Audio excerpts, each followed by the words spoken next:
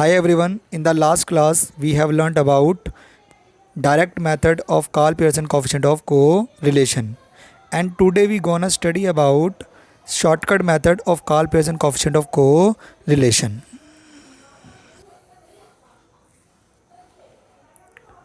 Last class में बच्चे हमने पढ़ा था जनरल मेथड पढ़ा था बच्चे, और एक डायरेक्ट मेथड पढ़ लिया, ठीक है ना।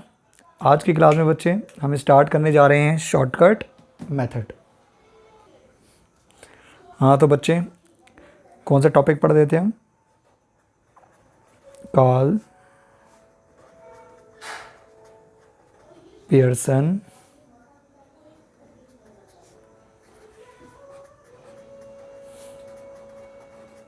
Coefficient of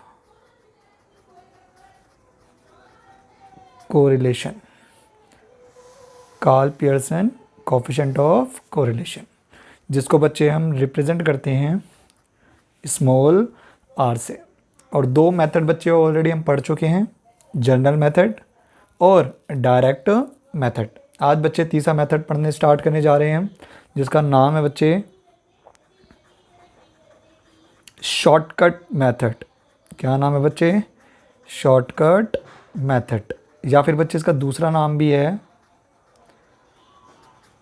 assumed mean method. दोनों में से बच्चे कुछ भी बोल सकते हो आप, शॉर्टकट मेथड बोल लो या फिर एज्यूम्ड मीन मेथड बोल लो, ठीक है बच्चे। अब शॉर्टकट मेथड या फिर एज्यूम्ड मीन मेथड का बच्चे फॉर्मूला क्या होता है? सबसे पहले फॉर्मूला लिखते हैं, r equal to summation d x into D y, summation d x into D y minus summation d x into summation d y upon n, ठीक है बच्चे। Upon under root summation d x square minus summation d x का whole square upon n, under root summation d y square minus summation d y का whole square upon n, ठीक है बच्चे। ये formula होता है किसका? शॉर्टकट मेथड का। किसका बच्चे? शॉर्टकट मेथड का। बस जहाँ जहाँ एक्स वाई है बच्चे, वहाँ पे क्या आ गया? डी एक्स और डी वाई आ गए। बिल्कुल सेम टू सेम है बच्चे, डायरेक्ट मेथड की तरह, ठीक है ना। बस जहाँ एक्स था वहाँ पे डी एक्स आ गया, और जहाँ पे वाई था वहाँ पे क्या आ गया? डी वाई आ गया। बाकी फॉर्मूला बिल्कुल एकदम क्या है बच्चे? सेम है। अब यहाँ पे बच्चे इनको लिख लेते हैं क्या क्या चीज़ें हैं। हेयर डी एक्स बच्चे किसको रिप्रेजेंट कर रहा है? Deviation of x series, deviation of x series from the assumed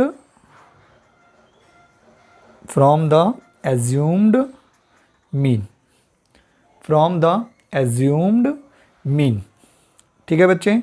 और dx निकालने का बच्चे तरीका जो होता है वो होता है x minus a. A represent करता है बच्चे किसको? assumed मीन को, ठीक है बच्चे। ए किसको रिप्रेजेंट करता है? assumed मीन को। ये बच्चे फॉर्मूला होता है dx निकालने का। मैं यहाँ पे इसको बॉक्स में बच्चे बंद कर देता हूँ, ठीक है। ऐसे बच्चे डी वाई की अगर मैं बात करूँ तो डी वाई क्या होगा?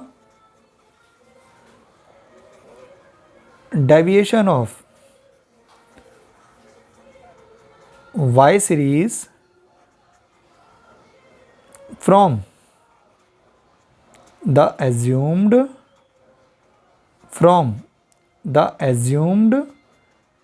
Mean, from the assumed mean. तो बच्चे डी वाई का जो फॉर्मूला बनेगा वो क्या बनेगा?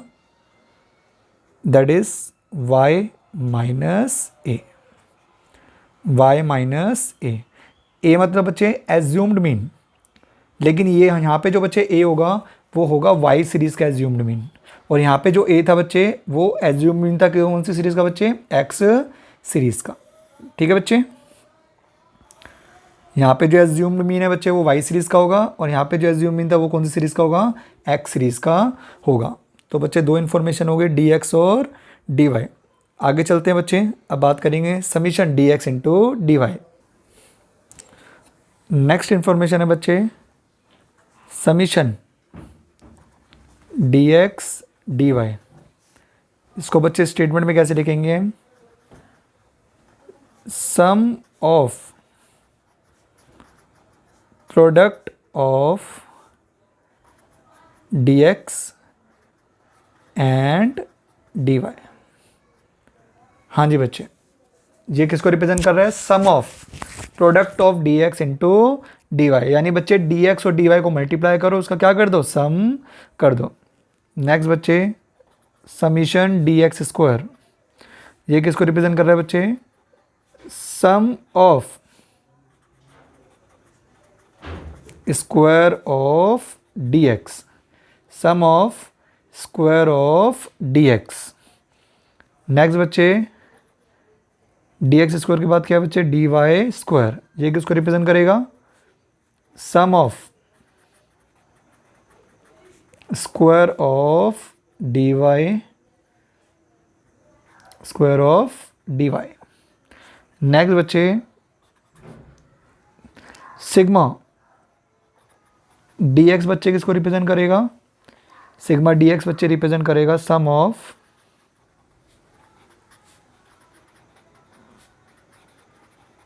Deviation of x series, deviation of x series. और सिग्मा डी वाई बच्चे किसको रिप्रेजेंट करेगा, sum of deviation of Y series. और बच्चे एन किसको रिप्रेजेंट करेगा, that is total number of items, total number of items. ठीक है बच्चे, तो ये आपके बच्चे फॉर्मूले के अंदर जितनी भी टर्म्स थी उन सबको बच्चे मैंने स्टेटमेंट वाइज बता दिया ये क्या क्या चीज़ें हैं। ठीक है, अब एक दो बच्चे एग्जांपल लेते हैं ताकि हमें ये समझ आए बच्चे कि ये फॉर्मूला किस तरीके से अप्लाई करना है। करें बच्चे स्टार्ट। तो एक आधा एग्जांपल लेते हैं बच्चे जिससे समझ आए फॉर्मूला कैसे अप्लाई करना है। लो बच्चे एग्जांपल स्टार्ट करते हैं। एग्जांपल लेते हैं बच्चे, the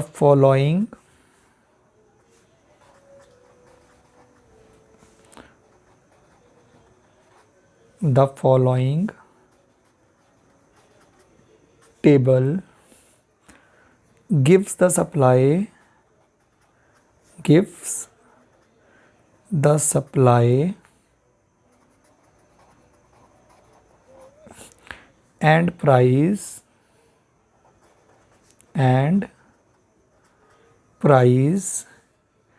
figures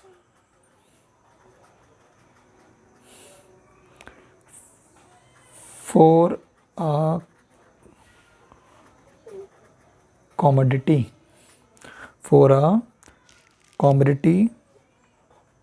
for 6 days.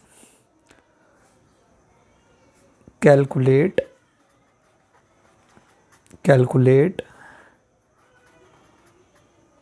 the correlation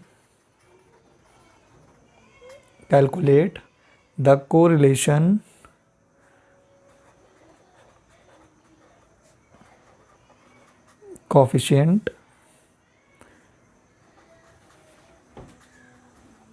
between price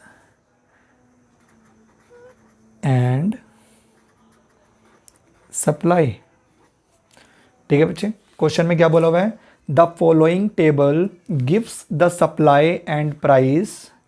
आपको बच्चे सप्लाई और प्राइस की फिगर्स दे रखी है कॉमोडिटी की, ठीक है ना, वो भी कितने दिन के बच्चे, 6 डेज की। ठीक है, calculate the correlation coefficient between price and supply. आपको बच्चे प्राइस और सप्लाई के बीच में क्या निकालना है, कोरिलेशन क्या करना है बच्चे, सेटअप करना है।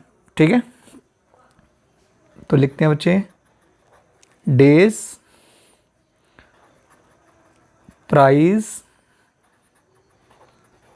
और सप्लाई। डेज बच्चे कौन कौन से हैं, Monday, Tuesday, Wednesday, Thursday, Friday and Saturday. और बच्चे प्राइस दे रखा है आपको 22, 30, 25, 20, 15 एंड 8। और बच्चे सप्लाई दे रखी है 10, 12, 15, 20, 23, 28। ये बच्चे आपको इन्फॉर्मेशन दे रखी है। ठीक है बच्चे, आई होप क्लियर हो गया होगा बच्चे। ठीक है, तो ये इन्फॉर्मेशन बच्चे आपको दे रखी है और आपको क्या कैलकुलेट करना है, calculate the correlation coefficient between price and supply. आपको बच्चे कोरिलेशन कोफिशिएंट निकालना है। और कौन से मेथड से बच्चे हम करेंगे, ऑल्दो आप मेथड बच्चे कोई भी अप्लाई कर सकते हो, लेकिन ये जो वीडियो है बच्चे वो स्पेसिफिकली शॉर्टकट मेथड के लिए है। तो मैं यहाँ से आपको बच्चे शॉर्टकट मेथड के थ्रू ही सॉल्यूशन करके दिखाऊंगा। ठीक है, तो सॉल्यूशन बच्चे स्टार्ट करते हैं। लो बच्चे, आपको बच्चे प्राइस दे रखा है और सप्लाई दे रखा है। ठीक है ना, प्राइस को बच्चे मैं एक्स ट्रीट कर लेता हूँ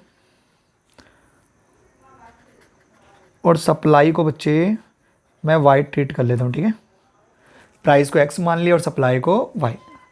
प्राइस बच्चे आपको क्या क्या दे रखा है, 22, 30, 25, 20, 15 और 8। और बच्चे वाई सीरीज़ आपको दे रखी है 10, 12, 15, 20, 23, 28। ये सारी इन्फॉर्मेशन बच्चे आपको दे रखी है। अब आपको बच्चे क्या निकालना है, कोफिशिएंट ऑफ को रिलेशन। ठीक है, तो सबसे पहले बच्चे हम शॉर्टकट मेथड का फॉर्मूला लिखेंगे।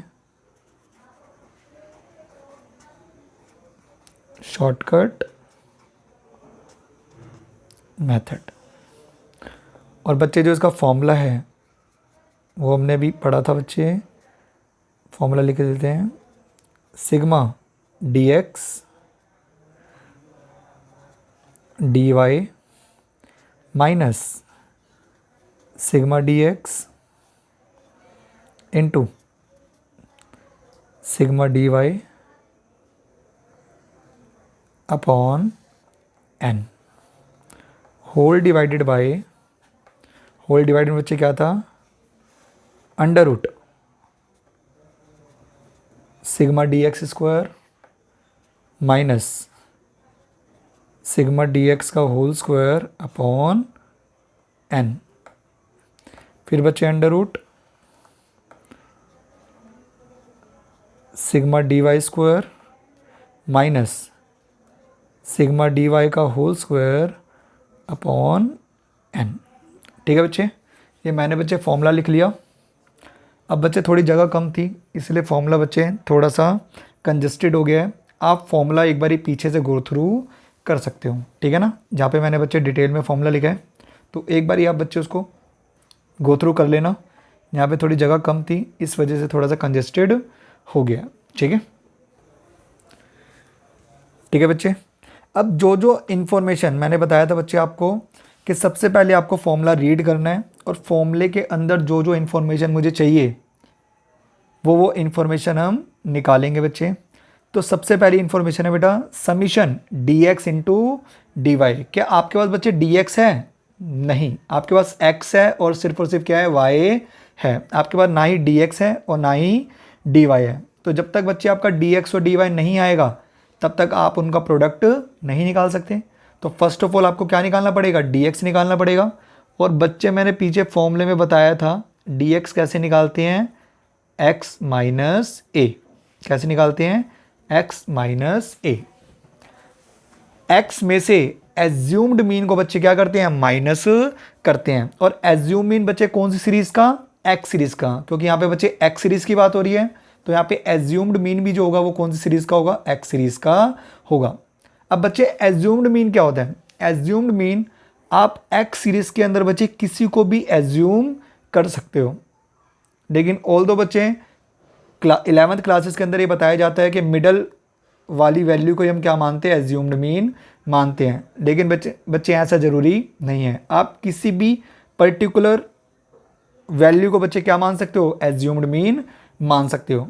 ठीक है, तो ज़रूरी नहीं होता बच्चे कि मिडल वैल्यू को ही आपको एज्यूम मीन मानना है। आप किसी भी चीज़ को, आप किसी भी वैल्यू को क्या कर सकते हो, एज्यूम्ड मीन ट्रीट कर सकते हो। ठीक है, और मेरा जो मानना है बच्चे, मेरा मानना ये है जो सबसे छोटा नंबर है आप उसको एज्यूम्ड मीन मान लो, उससे आपके बच्चे माइनस की कैलकुलेशंस नहीं होगी, आपकी वैल्यूज़ जो होगी बच्चे वो माइनस में नहीं आएगी। ठीक है ना, तो जो सबसे छोटा नंबर है उसको आप क्या कर लो, एज्यूम्ड कर लो। तो अगर मैं एक्स सीरीज़ के अंदर बड़े सबसे छोटा नंबर देखूं तो वो सबसे छोटा नंबर कौन सा है, 8।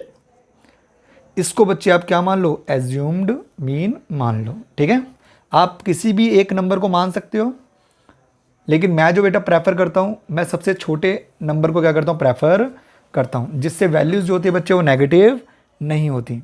ठीक है बच्चे, तो मैंने बच्चे 8 को क्या मान लिया, एज्यूम्ड मीन मान लिया। अब ये कह रहे हैं बच्चे x में से a को सब्ट्रैक्ट करो, x में से a को क्या करो, सब्ट्रैक्ट करो। अब यहाँ पे देखो बच्चों x 22 है, 22 में से अगर मैं 8 सब्ट्रैक्ट कर दूँ तो बच्चे कितना आएगा, 40।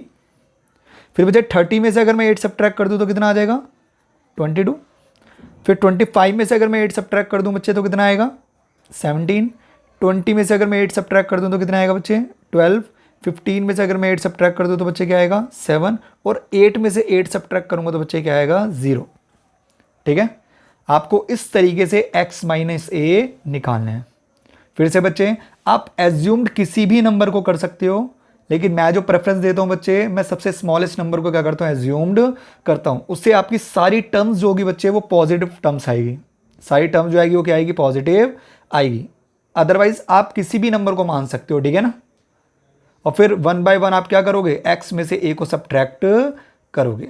ठीक है, अब इसी तरीके से बच्चे आपको क्या निकालना है, dy। और बच्चे dy का फॉर्मूला क्या था, y माइनस ए। अब बच्चे y में से एज्यूम्ड मीन माइनस करना है। अब एज्यूम मीन बच्चे जो आपको लेना है वो x सीरीज का नहीं, अब y सीरीज का एज्यूम मीन मानना पड़ेगा। ठीक है ना, ये जो एज्यूम मीन है वो कौन सी सीरीज का है, y सीरीज का। तो y के अंदर बच्चे आप कोई भी नंबर मान सकते हो, लेकिन मैं प्रेफरेंस किसको देता हूँ, सबसे छोटे नंबर को। और सबसे छोटा नंबर कौन सा है बच्चे, 10। मैं इसको बच्चे क्या मान रहा हूँ, एज्यूम्ड मीन मान रहा हूँ। ठीक है, अब ये कह रहा है y में से a को क्या करो, सब्ट्रैक्ट। अब यहाँ पे बच्चे y भी 10 है और a भी 10 है, तो 10 में से 10 गया 0। यहाँ पे बच्चे y 12 है, 12 में से 10 गया 2। 15 में से 10 गया 5। 20 में से 10 गया 10। 23 में से 10 गया 13। 28 में से 10 गया 18। ये बच्चे आ गया आपका dy। बच्चे dx भी आ गया और dy भी आ गया। अब क्या करेंगे, dx और dy को क्या कर देंगे, मल्टीप्लाई, dx इंटू dy। अब बच्चे dx और dy को मल्टीप्लाई कर दो, 14 into 0 0, 22 into 2 44, 17 into 5 85, 12 into 10 120, 7 into 13 91, 18 into 0 0। अब बच्चे dx dy आ गया। अब dx इंटू dy का क्या कर दो, सम। आपको कुछ नहीं करना बच्चे, फॉर्मूला रीड करते जाना है और वैल्यूज़ निकालती रहनी है। ठीक है ना, तो बच्चे हमने निकाल लिया सम ऑफ dx इंटू dy। तो बच्चे इनका सम कर लेते हैं, इनका सम करके देखते हैं बच्चे। 44, 85, 120, 91, दैट इज़ 340। ये आ गया बच्चे आपका 340। अब माइनस नेक्स्ट टर्म है बच्चे सम ऑफ dx। क्या dx है आपके पास, यस। आपने बच्चे dx निकाला था, इस dx का क्या कर दो, सम कर दो, ये बोला गया बच्चे फॉर्मूले में। तो कर लेते हैं बच्चे सम। क्या क्या टर्म है, 14, 22, 17, 12 और 7, दैट इज 72। अब नेक्स्ट टर्म है बच्चे सम ऑफ dy। dy है आपके पास, तो dy का बच्चे क्या कर दो, सम कर दो। तो सम कर लेते हैं बच्चे dy का, 18, 13, 10, 5 एंड 2, दैट इज 48। क्लियर है बच्चे, आपके पास dx का सम भी आ गया, dy का सम भी आ गया। n होते हैं बच्चे नंबर ऑफ आइटम्स, तो नंबर ऑफ आइटम बच्चे 1 2 3 4 5 6, तो n हो गया बच्चे आपका 6। नेक्स्ट टर्म है बच्चे सम ऑफ dx स्क्वायर। आपको सम करना है बच्चे dx स्क्वायर का। आपके पास dx है लेकिन dx का स्क्वायर नहीं है, तो आप बच्चे क्या करोगे, dx का क्या कर दोगे, स्क्वायर कर दोगे। तो बच्चे dx का स्क्वायर करते हैं, ये बच्चे dx का स्क्वायर, 14 का स्क्वायर बच्चे क्या होता है 196, 22 का स्क्वायर बच्चे, 22 का स्क्वायर होता है बच्चे 484, 17 का स्क्वायर बच्चे 289, 12 का स्क्वायर बच्चे 144, 7 का स्क्वायर 49, 0 का स्क्वायर 0। ठीक है बच्चे, 7 का 49, 12 का 144, 17 का 289, 22 का 484, 14 का 196। अब बच्चे इसका क्या कर देंगे हम, सम। तो कर लेते हैं बच्चे 196, 484, 289, 144, 49, ये आ गया बच्चे 1162, 1162। अब इसी तरीके से बच्चे नेक्स्ट टर्म ये बोल रहा है बच्चे सिग्मा dx, वो ऑलरेडी बच्चे हम निकाल चुके हैं, और सिग्मा dx का होल स्क्वायर करना है। होल स्क्वायर तो बच्चे बाद में हम कर लेंगे। ये कह रहे बच्चे सम ऑफ dy स्क्वायर। अब बच्चे ऐसे dy आपका निकला हुआ है, dy का क्या करो, स्क्वायर कर दो। तो बच्चे dy का स्क्वायर करते हैं, ये रहा बच्चे dy। 0 का स्क्वायर 0, 2 का स्क्वायर 4, 5 का स्क्वायर 25, 10 का स्क्वायर 100, 13 का स्क्वायर 169, 18 का स्क्वायर बच्चे क्या होता है 324। अब इसका भी क्या कर देंगे बच्चे हम, सम। आपको कुछ नहीं करना बच्चे, आपको फॉर्मूला रीड करते जाना है और इन्फॉर्मेशन निकालते जानी है, और कुछ है ही नहीं बच्चे इसके अंदर। इससे आसान बच्चे क्या लोगे, इसका सम कर लेते हैं 324, 169, 100, 25, 4, इसका सम आ गया बच्चे 622। क्या आ गया बच्चे, 622। आई होप बच्चे क्लियर हो गया होगा। ठीक है, अब बच्चे हमारे पास सारी इन्फॉर्मेशन आ गई। अब हम 1 बाय 1 इन सारी इन्फॉर्मेशन को किसके अंदर पुट करेंगे, इस फॉर्मूले में क्या करेंगे बच्चे, पुट करेंगे। तो करें बच्चे स्टार्ट पुट करना।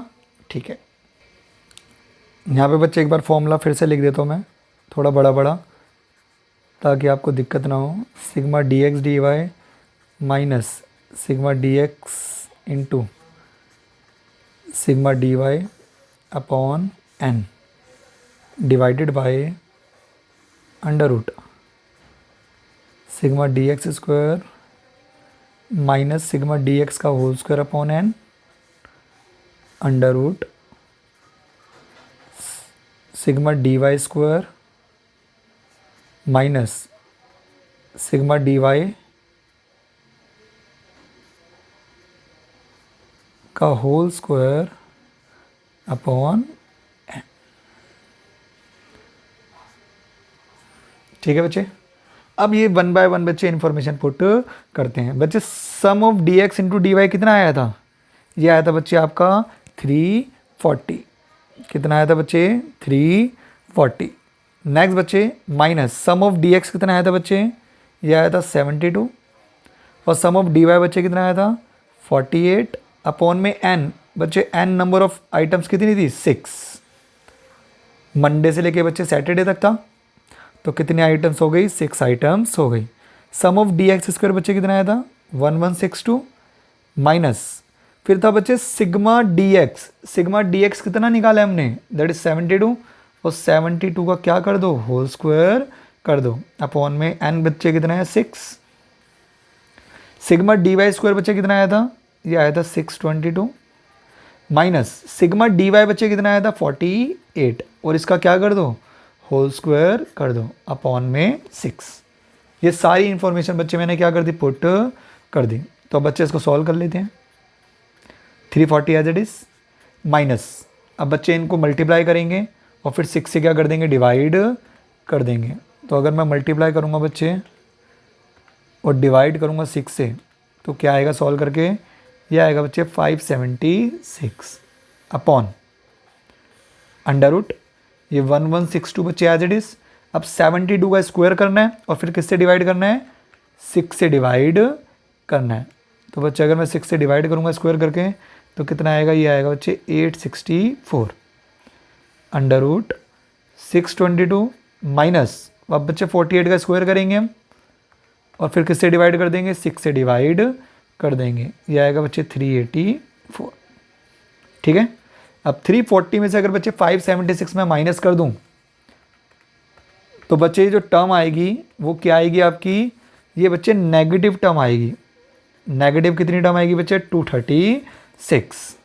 ठीक है, और 1162 में से अगर बच्चे मैं माइनस कर दूं कितना, 864, तो बच्चे ये आएगा 298 अंडर रूट, और अगर बच्चे 622 में से मैं माइनस कर दूं बच्चे 384, तो ये आएगा बच्चे under root 238 minus 236 divided by, अब बच्चे इनको मैं एक साथ मल्टीप्लाई कर सकता हूँ बच्चे, 298 इंटू 238, तो ऊपर बच्चे माइनस 236 डिवाइडेड बाय, अब 298 को बच्चे मल्टीप्लाई करेंगे हम किससे, 238 से, फिर जो भी आएगा बच्चे उसका क्या कर देंगे हम, अंडर रूट कर देंगे। तो इसको अंडर रूट करके बच्चे जो वैल्यू आएगी वो आएगी 266.31। ठीक है बच्चे, अब इसको सिंपली क्या करना है, डिवाइड करना है। तो अगर मैं डिवाइड कर दूं बच्चे 236 को किससे, 266.31, तो ये आएगी बच्चे वैल्यू 0.88, वो भी बच्चे कौन सा, नेगेटिव। कौन सा आएगा बच्चे, नेगेटिव आएगा। ठीक है, तो बच्चे ये आपका हाई डिग्री नेगेटिव कोरिलेशन, क्या है बच्चे, ये high degree negative correlation. I hope बच्चे क्लियर हो गया होगा। तो इस तरीके से आप बच्चे क्या करोगे, आप कोएफिशिएंट ऑफ कोरिलेशन की वैल्यू निकालोगे बच्चे, किसके थ्रू, शॉर्टकट मेथड के थ्रू। क्लियर है बच्चे, आई होप समझ आ गया होगा कि किस तरीके से हमें क्या करना है बच्चे, फॉर्मूला यूज़ करना है और 1 बाय 1 करके क्या करेंगे, हम इन्फॉर्मेशन निकालेंगे। ठीक है बच्चे,